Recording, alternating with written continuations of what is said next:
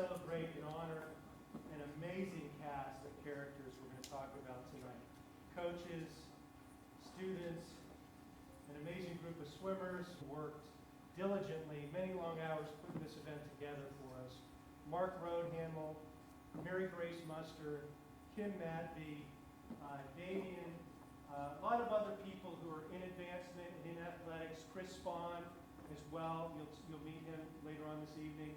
The group just pulled together, did lots of research, worked with many of you to make sure we have good information, good historical information to share with you.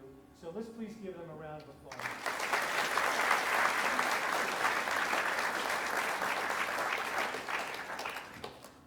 Again, I know you're going to enjoy what you hear tonight, and very, very honored that you're here with us. Our headmaster, Chris Bruningson, has an update about the school for us, so I'm going to turn it over to Chris.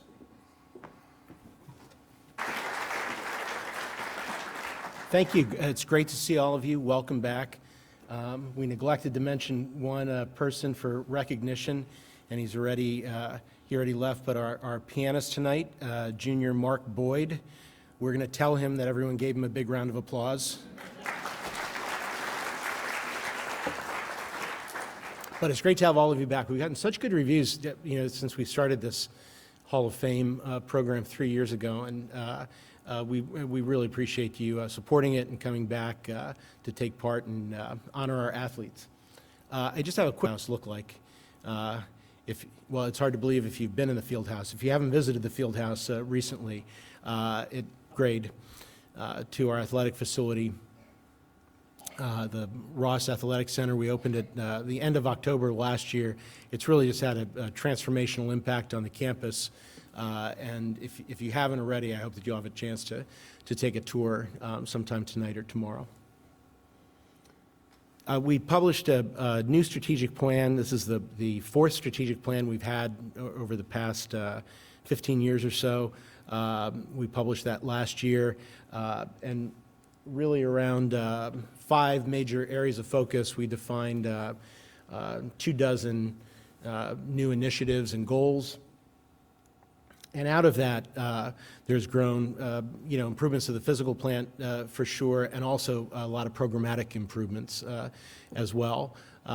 We have a new program that we teach to all of the freshmen called STEAM. It's a science, engineering, technology course that they all take.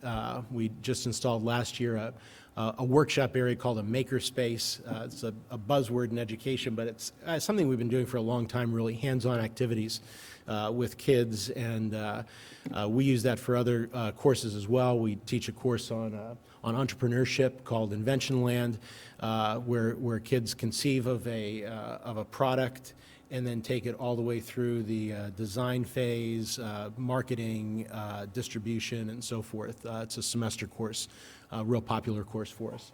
We installed in this building a new fine arts computer lab and a lot of new equipment, and that's allowed us to teach a 3D design and architecture course that's taught by Andy Scott, who's one of the classmates of you guys from class of '85, as the chair of our art department.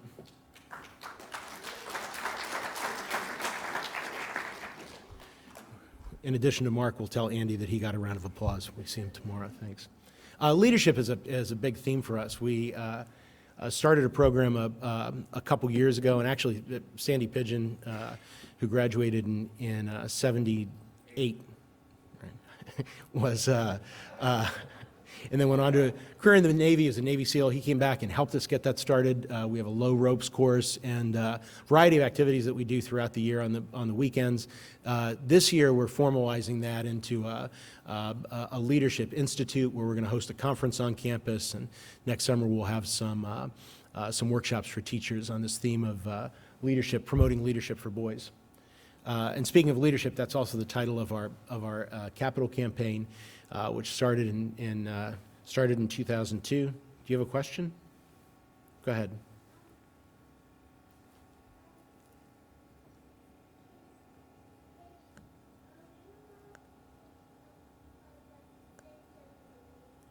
Are you allowed to play the things in the room? Sure, go ahead. Yeah.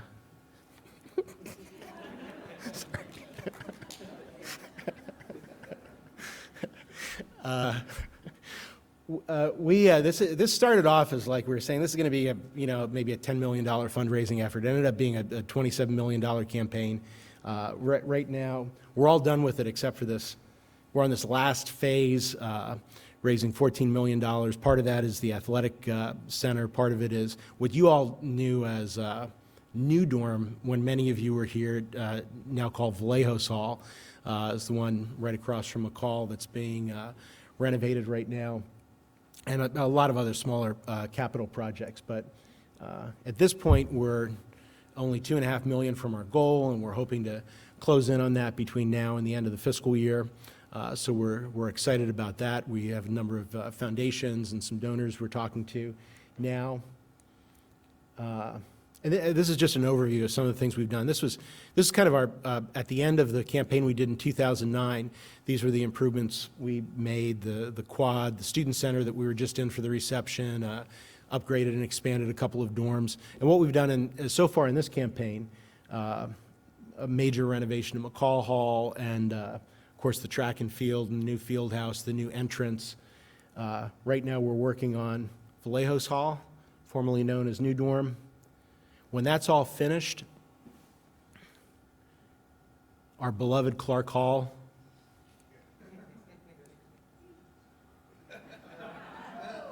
will go away. We'll actually end up with a larger inventory of rooms than we had, using Clark, since Vallejos was offline for a while. But we're going to replace that with some faculty housing. This is funded, by the way. We have funding for all this. The faculty housing will go in this summer. And the dorm should be done by December. We'll move the boys from Clark into Vallejos. And then the projects that we're working on to close out the campaign, I'll tell you in a second about the new Science Center project and upgrades to Sheasley dorm.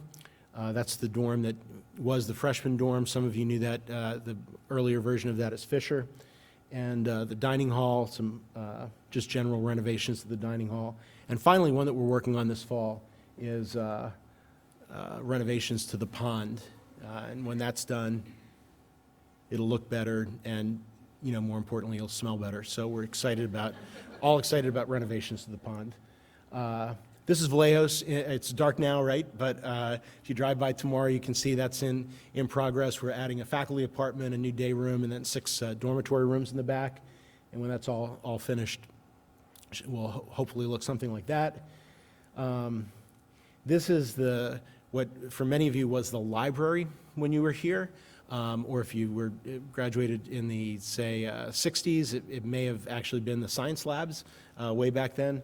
Our plan is to convert this into our new Science and Engineering Center to be named for a person who's being inducted into the Hall of Fame tonight, beloved science teacher Jake Ziegler.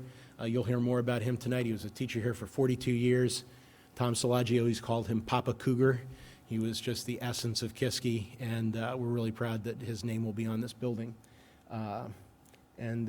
Finally, his old house. Sorry about that guy walking on the lawn. We're offended by that. We told the architect. Going into the front of the building, beams and so forth that are made out of stone. And if you went up the stairs, we're going to put a faculty apartment on this lab, what we call the maker space, workshop area where we have the 3D printers and routers and all kinds of tools for special hands-on projects.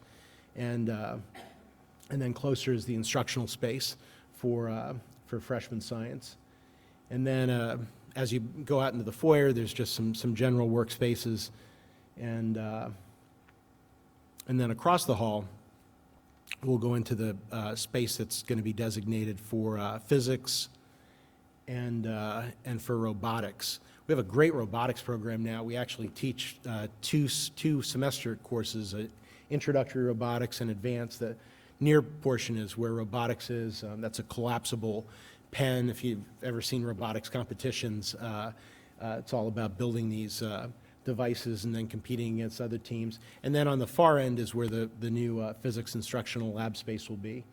We also have a robotics team, so that's become a really great program for us.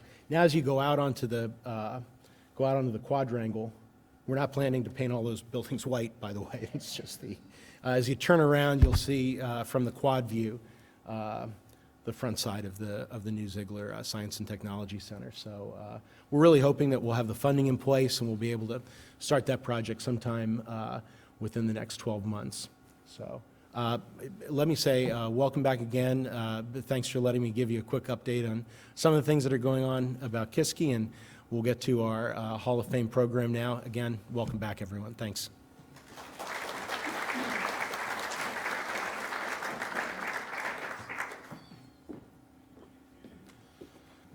Good evening.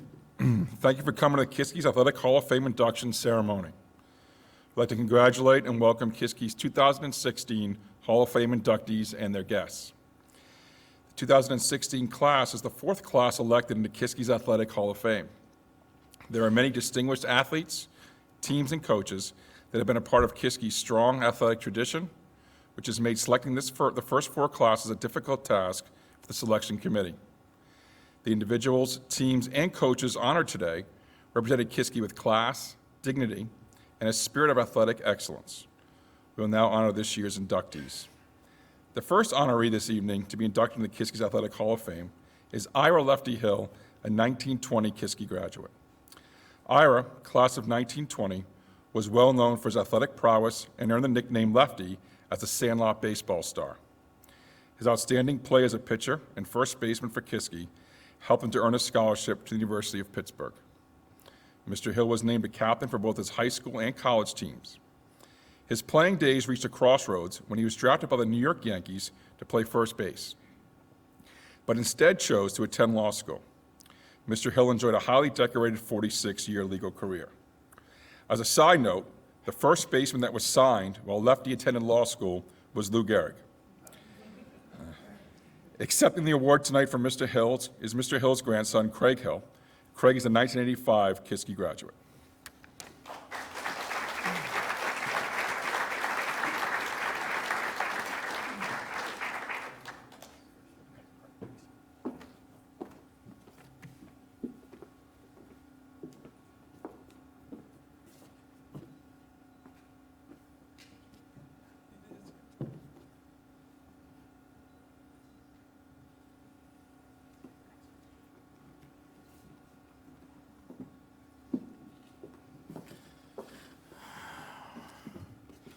Thank you very much. Coming here tonight, I feel like I was put in a time capsule and shot back to 1985, only I came back to a much nicer campus than I left. But it's great, and seeing the boys from 1985 up there that I haven't seen in 30 plus years, so it's great to see all of you. So I'm Craig Hill, and as I said, I graduated in 1985, and Ira Lefty Hill was my grandfather. I'm probably going to repeat a couple things that were just gone over, but really it's a tribute to his life. He would have really loved this. He would have loved to have been a part of this. He would have been proud and humbled to be recognized not only for his athletic ability on the field here at Kiski, but also his life's work as an attorney. The only downside would have been you never would have kept him to 5 minutes. He could tell a story like no other person I've known in my life. And typically the stories were funny, but no one thought they were funnier than he did. And brevity and storytelling were two words that my grandfather never put together. So for all of you, it's probably better I'm here doing this tonight than him. He was born here in nearby Vandergrift, Pennsylvania. He was the oldest of 4 boys. His father worked in a steel mill in Vandergrift, and they had very limited means. He used to spend summers with his grandparents on their farm, and that's where he learned the game of baseball. His uncles would play with him. In 1918, during his sophomore year at Vandergrift High School, Lefty played on the varsity baseball team as a pitcher and first baseman. He showed a lot of natural ability and became a pitcher mainly because he was one of the only boys who consistently put the ball over the plate. Good fortune would befall Lefty that spring as Vandergrift played an early season game against Kiski Prep, a game in which he had a strong game pitching. After the game, the Kiski varsity baseball coach approached Lefty to congratulate him on his performance. The coach commented he would love to have Lefty play for him, and would he ever consider coming to Kiski?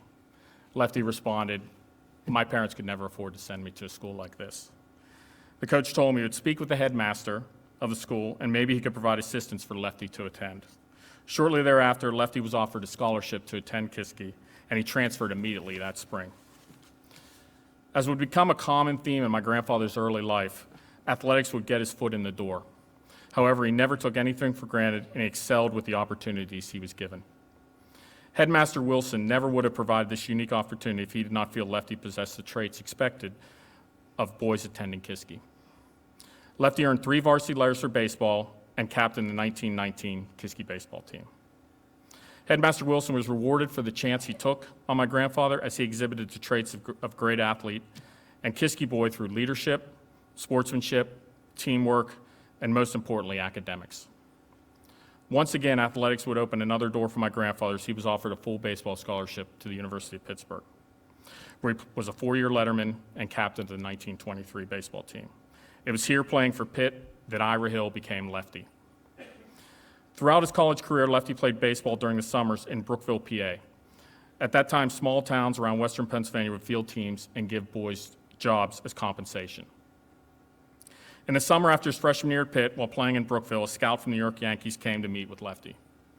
The scout had high praise for Lefty and told him that the Yankees really liked the way he played first base, and that is where the team wanted him to play. During this meeting, my grandfather was offered a contract to play for the Yankees. In a unique arrangement, the scout told Lefty the Yankees would allow him to finish his final 3 years at Pitt and had just signed another first baseman from Columbia University. He continued, the player from New York City was a good defensive player, but they weren't sure he could hit major league pitching. His name was Lou Gehrig. So Lefty signed a contract with the Yankees.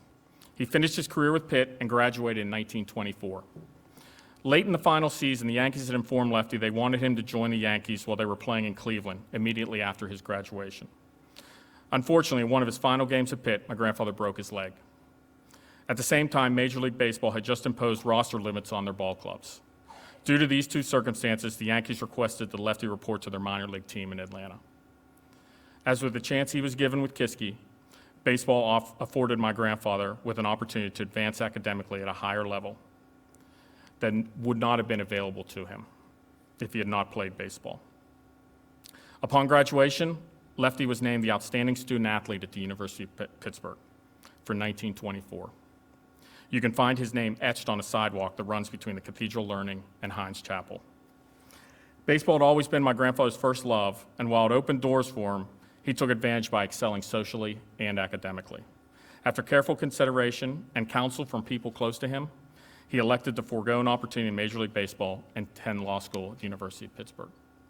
Because of his academic standing, the University of Pittsburgh provided him part of his tuition to attend law school. On a side note, when I first told my son, who's 11 and plays baseball, this story, he said to me, "You mean your grandpa could have played for the 1927 Yankees?" And I said, "Yeah, I guess you could say he could have." He said, "Oh, man," he goes, "we could have had signed baseballs and pictures from Babe Ruth and Lou Gehrig." Sorry to disappoint you. So Lefty graduated from law school in 1927 and practiced law at a small firm in Pittsburgh until 1943 when he joined the prestigious firm of Reed Smith, Shaw and McClay. For Reed Smith, he became a litigator representing U.S. Steel in their employee injury cases. In all, his law career actually spanned 60 years. My grandfather achieved many great accomplishments in his life, some related to sports, others professionally and personal. Many of the achievements he earned were the result of opportunities he was given as a young man, the lessons he learned, and the experiences that started here at Kiski. Lefty Hill was a generous man and family-oriented. While he still had a young family of his own, he brought his 18-year-old niece from Vandergrift to live with them in a small apartment they lived in Swissvale, so that she could have a better life and be afforded opportunities that otherwise she would not have had if she would have stayed in Vandergrift. He had high expectations for his only son and put him through medical school. My father is retired today after enjoying a long, successful life as an oncologist in Pittsburgh. Lefty was heard to say later in life that he was so proud of his son that he had become more successful than he had. I remember sitting down with my grandmother when I was a teenager. She provided a lecture that only grandmothers can do. She said, "Your grandfather worked very hard throughout his life to build a name for himself, and he has an outstanding reputation throughout Pittsburgh, just as your father has. Do not ever do anything to tarnish the Hill name or the reputation your grandfather and father have built. That message has stayed with me to this day, and although there were probably some times of doubt with my parents, I have tried to live life as both my father and grandfather did. So Bailey, we're going to have that conversation soon. As my father and I talked about my grandfather's life and all he had accomplished, Lefty's professional achievements are impressive. He was president of the Allegheny County Bar Association. He was inducted into the prestigious American College of Trial Lawyers. He was president of the University of Pittsburgh General Alumni Association. He was president of the University of Pittsburgh Varsity Club. And he was named a Letterman of Distinction by the University of Pittsburgh. Sports always played a big role in my grandfather's life. I was lucky. I grew up a mile from my grandparents. So I spent a lot of time with them growing up. I remember many days of throwing baseball with my grandfather in the backyard. Conversations over meals typically revolved around sports and stories of the days when he played. There were the discussions of who was the better home run hitter, Babe Ruth or Hank Aaron, and how Pitt football team was doing, or how great of a coach Chuck Noll was. I remember going to church with my grandparents when I was 12 years old. That happened to be in 1979, during the World Series in which the Pirates were playing the Baltimore Orioles. The Pirates were down 3-1 and were playing that night.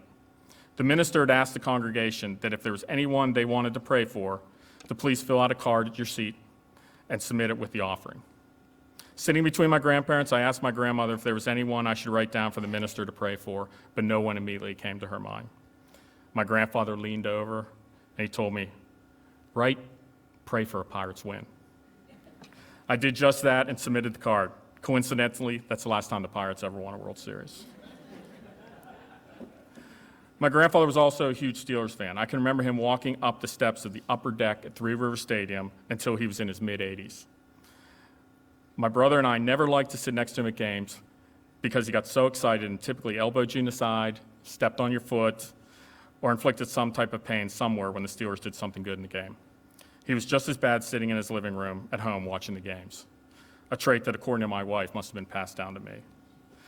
I was with my brother last week, and I was giving him some thoughts on what I was going to say about Lefty tonight, and I made a comment that I do not think I have ever seen a picture of my grandfather where he's smiling. He could be a very serious man, which you would glean from any picture you saw of him, but he was also a gregarious, funny man who knew just about everybody. We could not go anywhere where he didn't run into at least one person he knew. And while his given name was Ira, I don't think I ever heard anyone call him anything other than Lefty. As my father told me, Lefty's mother was probably the only one. As a boy, I often went to Steelers games with my grandparents when my father was out of town or could not make it. On one occasion, when I was with Lefty walking outside Three River Stadium, we saw Dick Thornburg, who at the time was campaigning for governor of Pennsylvania right outside the gates of the stadium. There were probably 20, 25 people standing around him. And my grandfather told me he was going to go over and say hello. As he walked away, I asked, "Do you know him?" His response was, "Sure, I do." My grandfather pushed through the crowd and greeted him with a handshake and a, "Hey, Dick, how are you?" Dick responded, "Hey, Lefty, great to see you." One final story. When I was 18, on one of the holidays, either Thanksgiving or Christmas, my grandfather said to me, "We ought to go down and see Art Rooney." I don't think I have to explain to anyone who Art Rooney is, but in case I do, he's founder of the Steelers. I responded just as anyone would to a question like that. "Do you even know Art Rooney?" His response was something along the lines of, "Well, we played ball together when we were young, and as young men, we ran in the same circles because we were athletes." Just for reference, that was about approximately 60 years before this conversation took place. So I did not hold out any hopes that I was ever going to meet Mr. Rooney. When you know it, approximately 8 to 9 months later, my grandfather called me and said, "We have an appointment with Art Rooney on Thursday." I think I had a summer job at the time working as a lifeguard, and my grandfather said, "Do you think you can get off work?" I said, "Are you crazy?" I said, "I'll quit my job if it means I can meet Mr. Rooney." So we go down to the Steelers offices, and my grandfather walks in, and he strolls in like he's strolling in his home. He says, "We have an appointment with Mr. Rooney." A few minutes later, Mr. Rooney comes out to greet us and, of course, says, "Hey, Lefty, how you doing?" Long story short, we had lunch with and spent 3 hours with Mr. Rooney. For a 19-year-old diehard Steeler fan, it was a memory of a lifetime. I know my grandfather knew how much it meant to me, and I will always be thankful for him for giving me that memory. Ira Lefty Hill had a wonderful, long life. He was a very successful attorney and athlete, but a better husband, father, and grandfather. he received a lucky break as a young man, made the most of that opportunity he was given that changed the trajectory of his life. Much of what he accomplished in life, the athlete, successful attorney, family provider, wonderfully engaging personality, started at Kiski. I know, being a Kiski graduate myself, what you receive in the form of education, discipline, social interaction, responsibility, and accountability puts you on the path to success much earlier than your peers. This was an important part of my grandfather's life that he would not otherwise have experienced had it not been for that fateful day when he came to Kiski to play baseball. His life and my family's life would have been much different. Finally, I want to leave you with two quick anecdotes. When my grandfather would tell the story of being signed by the Yankees, pause, look you straight in the eye, and while simultaneously laughing, say, "I think I made the right choice." Lastly, my father found a quote from my grandfather given during an interview with the Pittsburgh Legal Journal. And he's quoted as saying, "I came close to playing with the legendary Babe Ruth and Lou Gehrig, but I've never regretted that move. Baseball got me known, but the top of my career was being a respected trial lawyer." On behalf of Ira Lefty Hill and my entire family, thank you again for this wonderful honor. Night.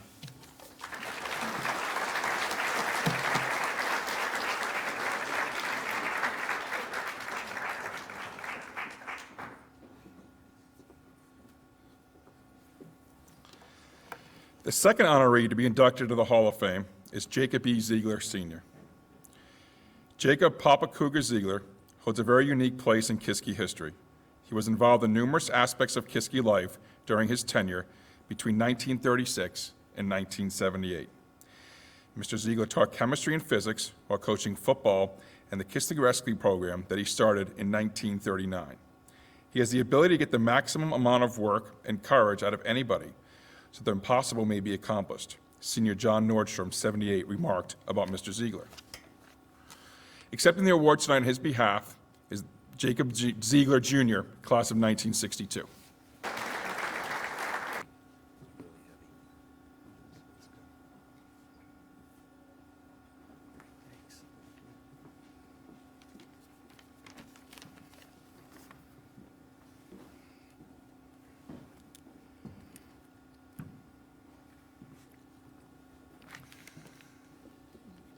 Thank you. It is an honor for me to be representing our family and accepting this honor.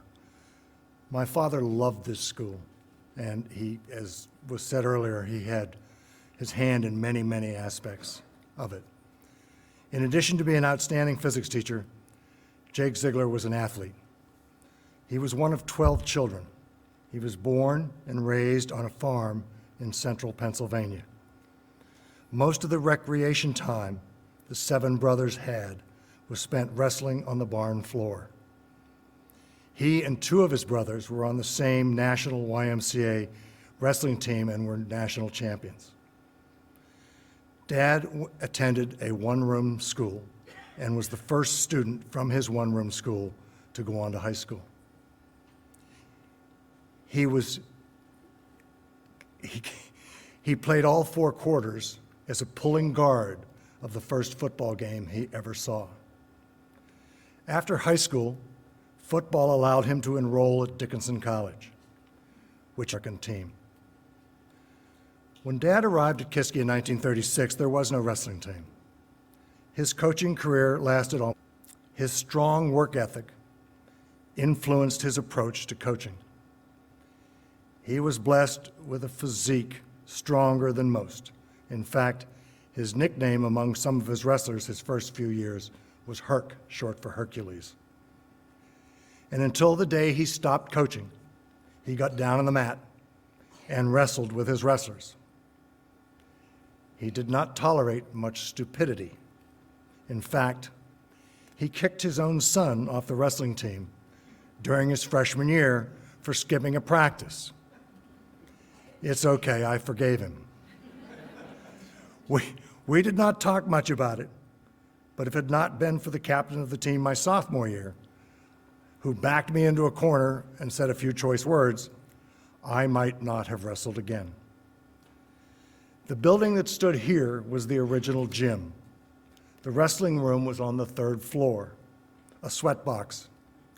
Some of my fondest memories of our trips to the National Prep Tournament at Lehigh University. Dad would take the back seat out of an old black and white bus that Kiski owned. We nicknamed it Old Square Wheels. Return trip, we would stop at the farm where Dad was raised, and my aunt would feed 12 hungry wrestlers who had been dieting all winter.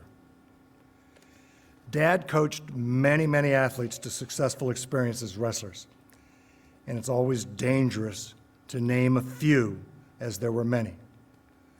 But Jack Fullhart, who was a classmate of mine in 1962, thought so much of Jake 65, told me many years later, "I learned as much from Mr. Ziegler as I learned from my own father." That was the kind of coach that Jake Ziegler was, constantly teaching lessons in the gym, on the road, and at the dining room table.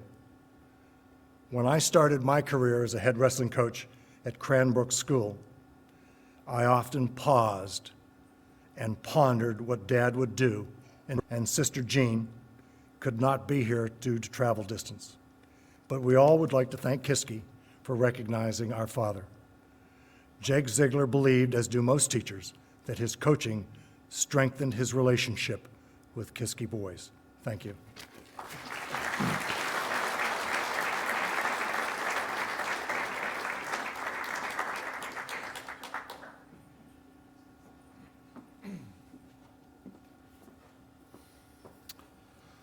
Our next honoree this evening is Dr. David Lane. David Lane was a member of the Kiski faculty for 41 years. During that time, he taught German and psychology. Dr. Lane was also a college counselor, a dorm master, and coached diving, soccer, and track. As the diving coach, Dr. Lane played an integral role during a golden era for the powerhouse Kiski swimming and diving program. Air Dr. Lane was a catalyst of self-improvement for many Kiski boys in and beyond the realm of athletics. Now I'd like to introduce John Lombardo, Registrar and Dean of Faculty, who will say a few words about Dr. David Lane.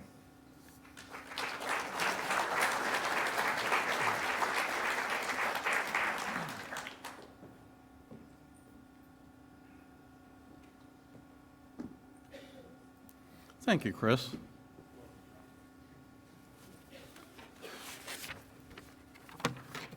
Good evening, everyone. Allow me as well to welcome all of you to our annual Hall of Fame induction ceremony. This event has become one of the more anticipated events of the year on campus, and now that we have the beautiful Hall of Fame wing in the Ross Athletic Center to display these awards, it makes this event all that more significant. I am honored to have been asked to speak to you for a few minutes tonight on behalf of the faculty as to the impact that David Lane has had on our school. David arrived on campus in June of 1975 after having spent 14 years at the Portsmouth Abbey Priory in Rhode Island. I had just completed my first year at Kiski, and I was as green a teacher as a teacher could be that year. In those days, there was no such thing as a mentoring program or a new teacher orientation like we have today. As a new teacher at Kiski in 1974, you were given your class rosters, handed a textbook, and told to get to it. Needless to say, not being a product of a boarding school, I was in dire need of mentoring. I didn't have a clue what I'd gotten myself into. School on Saturdays? Who knew? When I met David, as we were members of the same department, I quickly hitched my wagon to his and followed his lead. He took me under his wing, we quickly became friends, and I credit my longevity at Kiski to his guidance and mentoring. I am sure that many other teachers who have come in contact with Dr. Lane over the years could share a similar story with you. If there is a thing as the consummate schoolmaster, David Lane was it. He dedicated his entire being to our school, to our boys. Whether it was in the classroom, the dormitory, or the athletic field, David gave his all for the benefit of Kiski boys. Never having married, Kiski quickly became his family and his lifetime home. and it has remained even so in death, as his cremains are buried on campus alongside those of Bill Turley and Mr. Pigeon on campus. He even rooted for Pittsburgh sports teams, unless, of course, they were playing teams from Boston. Tell you about David, but we would be here forever, and I was asked to keep this brief, so I will. View is this. Dave was a fighter. If he believed in something, he would fight for his beliefs and not surrender. Whether it was politics, David was a diehard liberal. Religion, he was a devout Roman Catholic.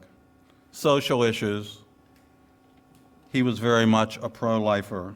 Education, whatever. David fought hard for his beliefs, and this is what I want to talk to you about tonight.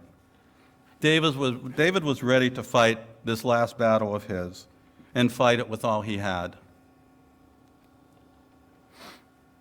Although his prognosis was poor, David, at 79, was ready to do whatever he needed to do to beat this illness. Since he retired in 2004 from full-time teaching duties, David had a multitude of illnesses and surgeries. I remember one time speaking with his cousin Mary Fran following one of his surgeries and her saying, "Geez, David certainly hasn't been a great example of good health during retirement, has he?" Although this was indeed true, he always rebounded and never gave up and continued to teach part-time up until the last school year. In fact, he had signed a contract to teach this current school year and had 20 boys scheduled to take his psych class, even though he knew deep down there was something seriously the matter. Although his diagnosis was not confirmed until June, I'm sure he knew he was a pretty sick guy. In spite of what he knew, in his heart of hearts, he believed up to the Thursday before he passed away the next Monday that he would beat this disease. That week we met with the following week, and that never happened. Regardless of your position on end-of-life issues, part of me, while I miss him daily, was relieved that he did not have to suffer through the treatments that he was facing. However, David was determined to fight hard. That was just the kind of man he was. Last month, when we had our first faculty meeting, at the end of the headmaster's opening State of the Union presentation, he posted a picture of Dave. This was the first time in 42 years that David was not part of our opening faculty meeting. It was hard for those of us who love Dave like family, and there are many of us who feel that way. Chris Brunington has dedicated this school year to David, and while a moment of silence might have been in order at that time, knowing that David was anything but silent, we all applauded him. Dave so wanted to be here tonight. He was proud of this honor that he was to receive and had every intention of being here with us all. It is still hard to believe that he is not here. He was such a presence on campus. While he is not here physically, I know he is watching from above or wherever and is one proud, happy Irishman tonight. I'm sure that wherever he is lifting a scotch in his own honor. Later on tonight, my family will lift a drink or two to you as well, Dave. Rest easy, dear friend, and let me be the first to congratulate you on your induction into Kiski's Athletic Hall of Fame. It is a well-deserved honor. It is now my pleasure to introduce Mary Fran Doran, David's cousin, to speak about David Lane as a family member.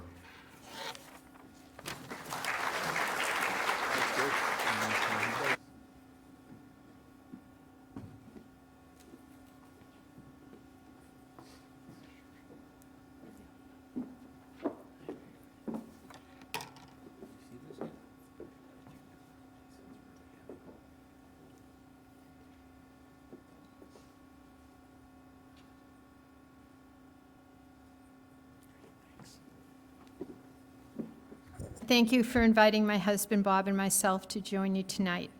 My cousin David would have loved this, and I know he is with us in spirit. Kiski became his home and his life during the 41 years that he taught here. It has been so wonderful in the last couple of months to share some time with you, his Kiski family, and hear stories and memories that you have about David. During his years at Kiski, David taught German and psychology, was a dorm master and a coach. For someone who was so seriously invested in academics, athletics played an equally large part and made connections with students beyond the class. It was through the direct contact of coaching, confidence had in the classroom.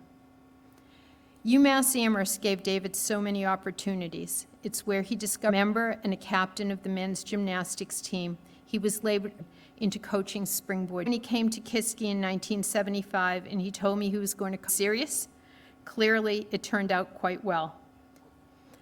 Over the years, I would hear coaching stories via left on my voicemail or over holiday dinners. He shared tales about a walk-on who had never dove before and now was making phenomenal progress, or who had just arrived on campus as a freshman or a transfer and looked like a league champion from the first preseason practice. David never took credit for the success of his divers, but he did take great pride in their achievements. He bolstered their determination and stamina. He strove to develop their work ethic. And when all else failed, it seemed like he scheduled extra practices, a lot of extra practices. I have heard that David used his close ties to the University of Pittsburgh so that his divers could sometimes go and check out Pitt's collegiate divers. This allowed them to gain experience and see what the next level of competition looked like. It was that going above and beyond that helped his divers rise to the high level that they achieved. I am told that the diving program under David's tutelage reached its true potential. 1985 is a year that proved to be the pinnacle of success for the diving program. The team claimed the IPSL championships, and the divers finished 1, 2, 3. The divers were Doug Scott, David Farley, and Wade Coleman. Some of the divers from that team have recently shared stories of what David's coaching meant to them. Though he clearly was very demanding, I think the part that resonated with me the most were the stories about the divers always having dinner together. Since their practices took place during normal dinner time, as a group they would eat together later with David at the helm. He was said to be inclusive of all and fostered a sense of camaraderie that made the team a strong unit. In track and field, 1982 loomed large for Kiski and the jumpers that David coached. That was the year that Robert Boulware broke Bob Mathias's Kiski long jump record, which had stood since 1949. In the same year, Doug Wiggins set the Kiski triple jump record. When Bob Mathias's record was broken, I think I heard David yelling all the way back in Massachusetts. It certainly was a story that was retold often. Another track and field highlight for David was watching Angus Power break the Kiski pole vault record in 1995. He was always so grateful for the talented young athletes that he had the honor to coach and develop. Unfortunately, I wasn't with him in the hospital on the day that John Lombardo delivered the letter telling him about his induction into the Kiski Athletic Hall of Fame. However, from what I hear, he was so thrilled at receiving the news that he shared it with everyone that visited that day by reading the letter to them word for word. Posthumous inductions are often bittersweet, an honor that the honoree never knew of. This, however, is a joyful occasion. David had full knowledge of this wonderful testimony to a life dedicated to coaching, and he was clearly elated to be so honored. Had he been here tonight, I know he would have called me right after this to give a description. So it is with tremendous gratitude that I accept this on behalf of David Lane.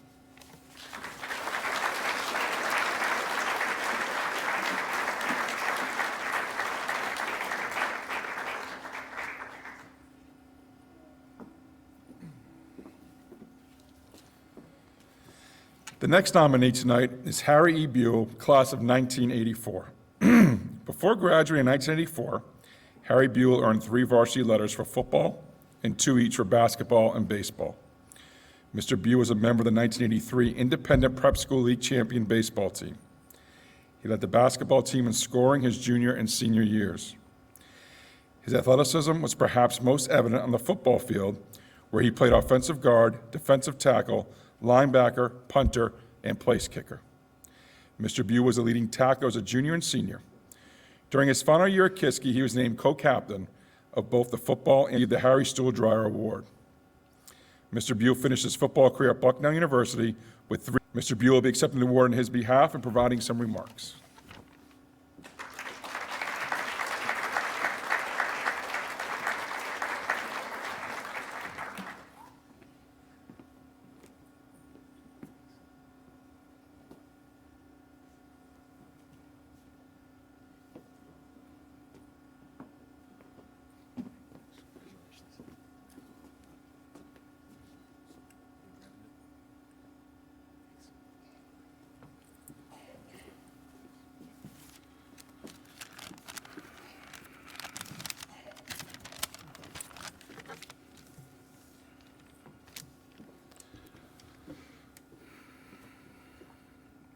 Good evening, everybody.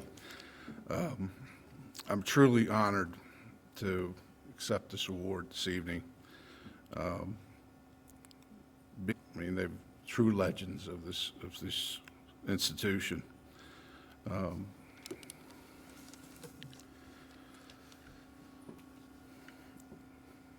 When I got the call from Mark that I was being inducted into the Hall of Fame, it was with great joy.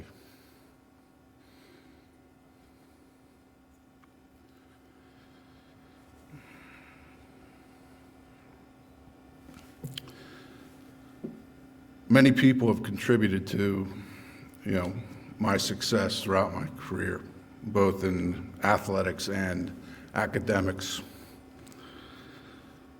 A lot of teachers, a lot of coaches, a lot of mentors. But I remember certain times during my days at Kiski that, probably the most intimidating time, pigeon, especially when you weren't doing that well. I think he was the only person that could strike the fear of God into me other than my father.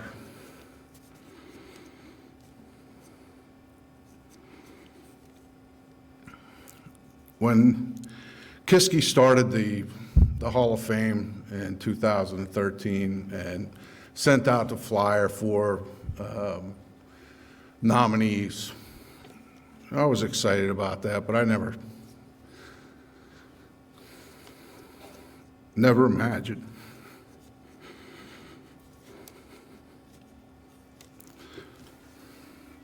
that I would be a part of that.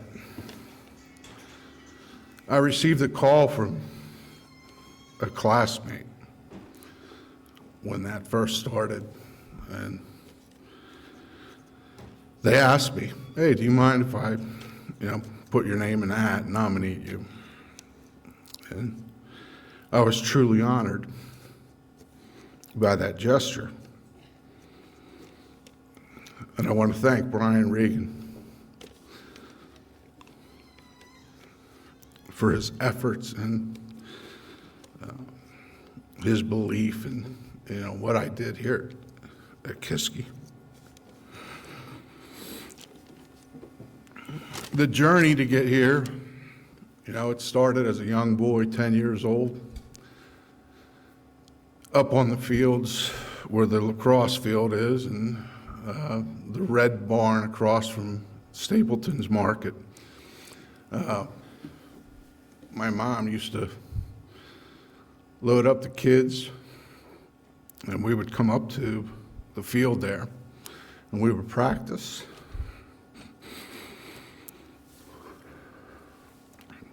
Pass, punt, and kick. That was my vehicle to get to Kiski. Jack Pigeon saw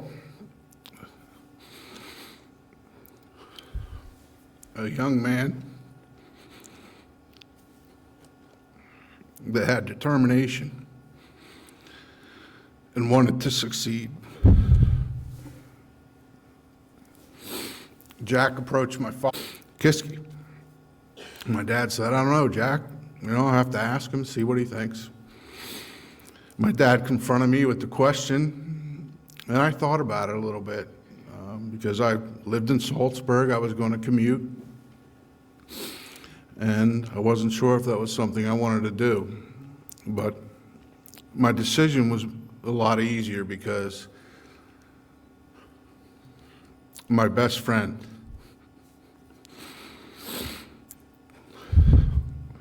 Lenny Adams, was going to be attending Kiski. So I joined Lenny and several other day students in attending Kiski as a freshman. Kiski was challenging, both academically and athletically. Kiski pushed you to be the best that you can be. There were nights that, you'd be practicing, have a lot of homework to do, and you were able to stay here. The faculty was wonderful. They helped you with anything that you would need. I would have to get rides home at night, study at home, carpool back to school in the morning with a group of kids that lived in town. We congregated in the rat hole. And for those of you that don't know where the rat hole was, it was in the basement of the library. So we made it like a little college dorm down there. We had couches and tables, and that's where we hung out before school, during breaks, and after school before sports started. But it was a place to gather and create friendships, along with, visiting dorm rooms and developing friendships with the kids that were on campus full-time. My success on the field and then on the basketball court, on the baseball field, was really part of my upbringing, the determination to do well and succeed and work hard.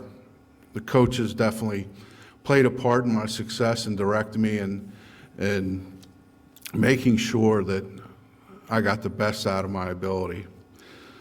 Coach David Wachter was very instrumental in my preparation and decision-making process when making the decision on what university to attend. It was funny because I went on multiple recruiting visits to different schools, and I was sitting in class one day, and I got called out of class to go to Old Main.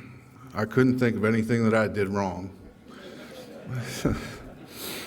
But the fact that I might be facing Jack Pigeon in a few minutes scared the crap out of me. So I went down to Old Main, and there was a coach sitting there. He had been over at Shady Side Academy recruiting one of their players, and their coach told him to stop here on his way out of town to meet with me, that he thought I was worthy of taking a look at and talking to. So I met with Mike O'Connor from Bucknell University. Mike was such a sincere person. He welcomed my family into the Bucknell community with open arms. And Bucknell was a place that the reason I had the opportunity to attend Bucknell was because of Kiski and what Kiski had done for me as far as academically and as an athlete. My 4 years at Kiski, or at Bucknell, were awesome. I loved playing football there, and loved the friendships I made there as well. But I also met my wife there.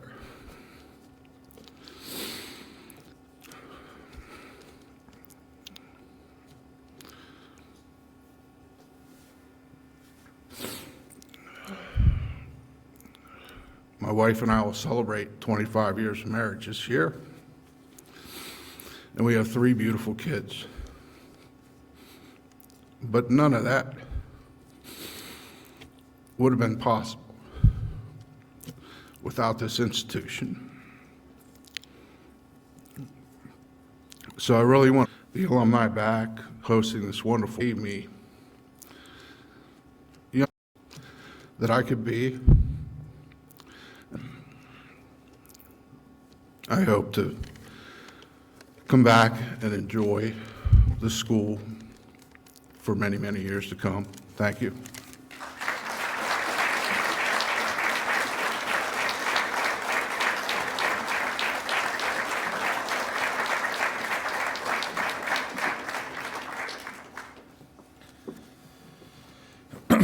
Gustavo Barrios Cedeno graduated from Kiski in 1997.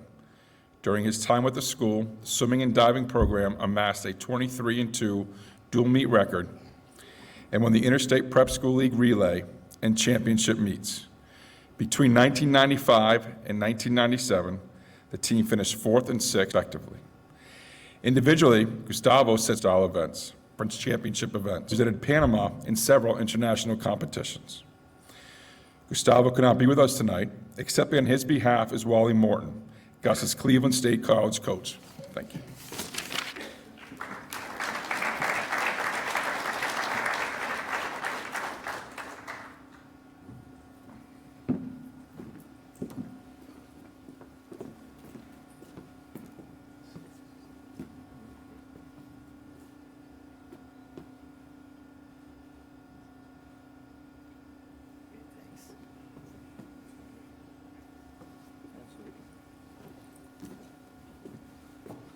Well, Gustavo Barrios asked me to be here tonight. Without a doubt, Kiski is one of the great educational institutions in the United States. I'm very aware of its long history. I'm aware of it because if you're in the sport of swimming, you know the Pigeon family, for starters. And then I had 3 Kiski graduates go on and swim for me, 2 of them being honored tonight. And I can tell you, Mauricio, who's part of the team being honored, is on his honeymoon in Europe with his newlywed. So that was somewhat of a conflict. And Gustavo just absolutely wanted to be here, but just circumstances did not allow him to be here. So he's asked me to represent him. What I was to do was to stand up here and have my picture taken, and he had a video prepared, but there were technological glitches, so I'm here to represent him. So I'm going to just mention a few things, and as a swimming coach, I'll keep it to 5. When I think of Gustavo, and I think of all the swimmers that I had that came from Kiski, they're truly, incredibly well prepared for a college education. And they're also prepared for life. They're all unbelievably well-mannered, expressing gratitude in everything that they do, class acts, and not only outstanding athletes, more importantly, outstanding students. And all of them, and Gustavo would be, right at the top, put others before themselves. So when earlier today I went over and saw the swimming pool, got a chance to, by the way, this campus is unbelievable, unbelievable. I don't think I've seen a more beautiful college preparatory school than this one. And we've got some great ones in the Cleveland area, but this one, it blows me away. Really something to be proud of. And what they've done with the pool and the athletic center and so forth, incredible. And when I looked at the record board, I noticed that we called him Gus. Gus was on that record board 7 times, and it was a while ago that he swam here. So it just shows you that he was one of the greatest sprinters, maybe the greatest sprinter in the history of Kiski. Holding the 50 and 100 record to this day, 50 and 100 freestyler, but he also was a conference champion for us in the 100 butterfly. He was versatile. He could swim just about every stroke, but he was an incredible sprinter. I want to tell you a story, a brief story about Gus. When he came to Cleveland State as a freshman, we had one of the most successful teams in our school's history. Of course, I was the coach there for 39 years, and we had a lot of great teams. But perhaps his team, you know, as it was one of, if it wasn't one of the best, it might have been the best team in the school's history. And so we had a very close meet in our conference championship at the Easterns. Came right down to the last relay, and we had to win the relay to win the championship. And what did I do? Now, this is not, I wasn't the best coach, I don't know. Idea of character. And I knew he was not only a great athlete, but he was cool under pressure. And so I remember sitting really far away. I didn't want to get too close, and I was so nervous. And he didn't seem nervous at all, but I was nervous. And so we started the relay, and the team was behind. Our school was behind at Cleveland State University, and we were behind for the first person on the relay, the second person on the relay, the third person on the relay. We got closer, and then they had this really great swimmer anchoring for them. He looked like 50. He's a little bit behind at the 75. He's closed it a bit. After the 75, there's one more lap to go in the race. Comes down, and right on the last 10 feet of that race, he passes that swimmer and beats him by 0.2 of a second, and as a freshman leads his team to the conference championship, and it was an unbelievable event for us. What I also noticed over at the pool today, that he was captain of the swim team here, and I'm sure he was an incredible student here as he was at Cleveland State, because he went on at Cleveland State University and won almost every academic award. He also won the McClendon Award, which is for community service. And the first African-American basketball coach at a Division I school was John McClendon. He also received that award. And he received numerous awards for the outstanding swimmer, a most improved swimmer, outstanding newcomer, and on and on and on. I could just go on forever, and I won't. The thing that I remember best about him is how well you here at Kiski prepared him for life. He showed up here in the middle of the winter. He had never, he's from Panama City, Panama, never been in cold weather in his life, and here he is at Kiski in the middle of the winter. In January, he starts school here. And somehow he must have loved that snow, because he then moved over to Cleveland. And what he was is he's just absolutely a class act. And I can tell you, if there was any way he could be here, he would be here. He introduced me to classical music. I always knew classical music existed, but he loved classical music. And of course, in Cleveland, we have one of the great symphonic orchestras, maybe the greatest symphonic orchestra in the world, with our wonderfully world-renowned Cleveland Orchestra. By the way, I love this. I love what the Steelers accomplished. We won't mention the Browns. And he just really epitomized all of the best of Kiski. So I want to congratulate all of you who are going into the Hall of Fame. The previous speeches were unbelievable. I loved them. I have such a deep respect and admiration for what Kiski does, and thank you for inviting me here. It's absolutely a privilege. Thank you very much.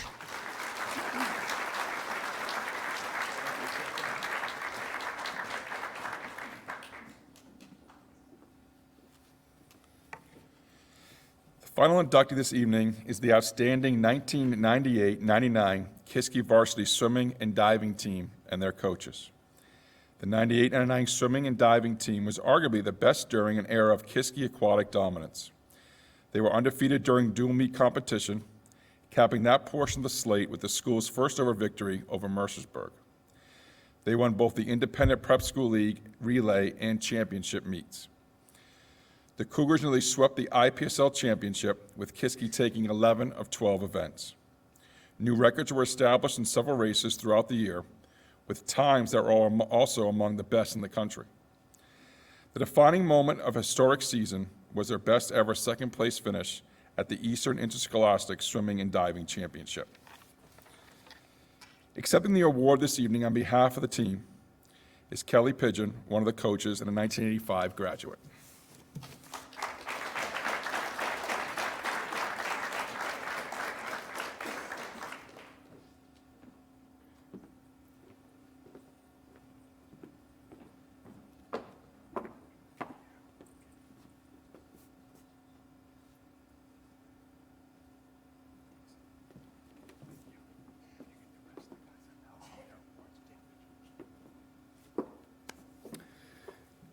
Wow.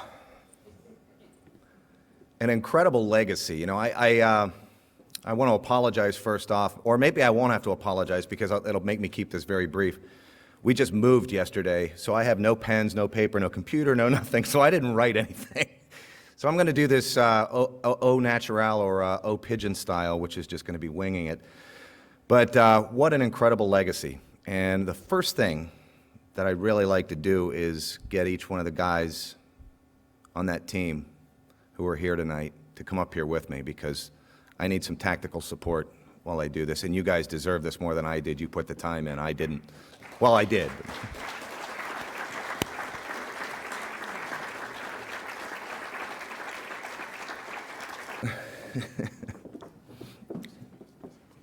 Boy, it's good to see you guys again, too.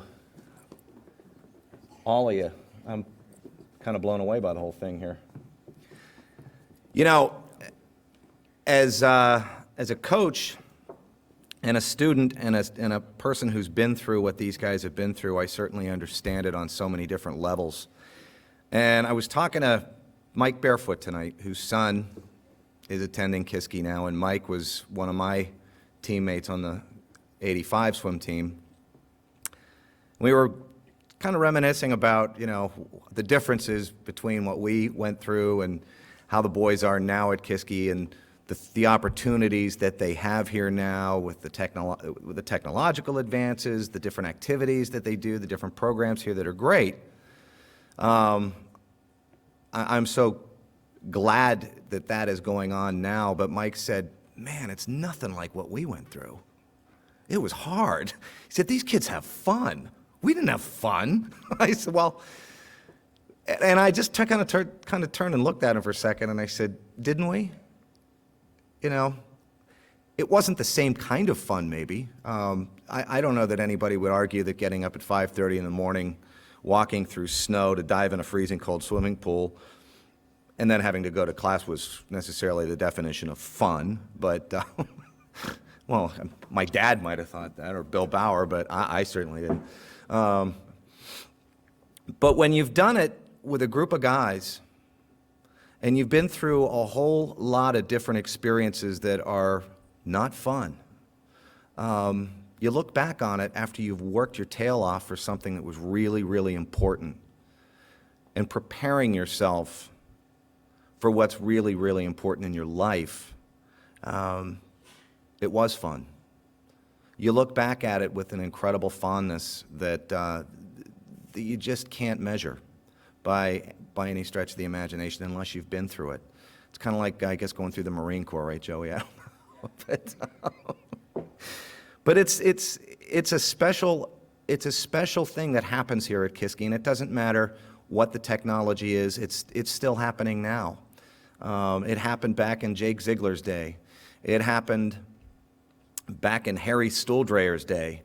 There's a certain bond that is never going to go away from the Kiski school experiences that we all have here. And I got to say, having been a student, a faculty kid, and a coach of these guys, I couldn't be more proud to even be a part of it. And I kind of, I was just the comic relief on the team for the most part for you guys. My dad, Bill Bauer, and Dave Lane were the heart and soul of the whole thing. I just sort of was tactical support and kept it going, but thanks, Jordan. You're all right, you.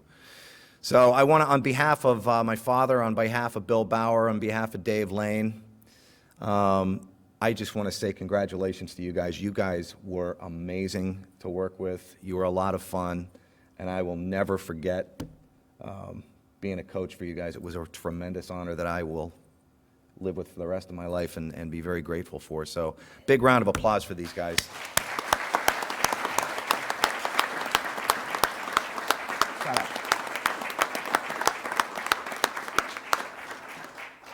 Come on over here. I guess we're supposed to get, are we getting a picture with everybody? Yeah. Well, Harry's head's gonna.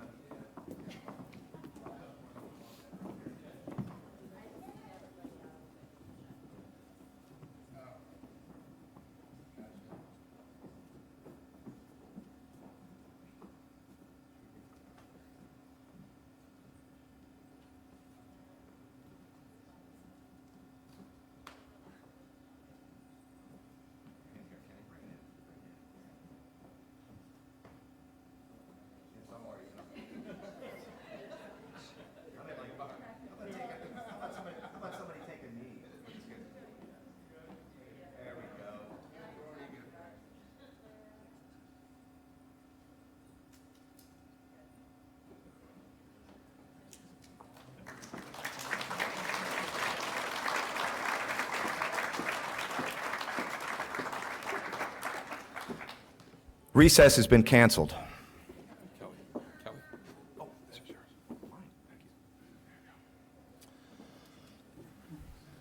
Thank you, everybody, for coming. Hopefully you can stick around for tomorrow. Tomorrow, our football, soccer team, cross-country team, and golf team play against Mercersburg in the Centennial Cup. This is the first 4 events of the Centennial Cup this year. Thank you very much.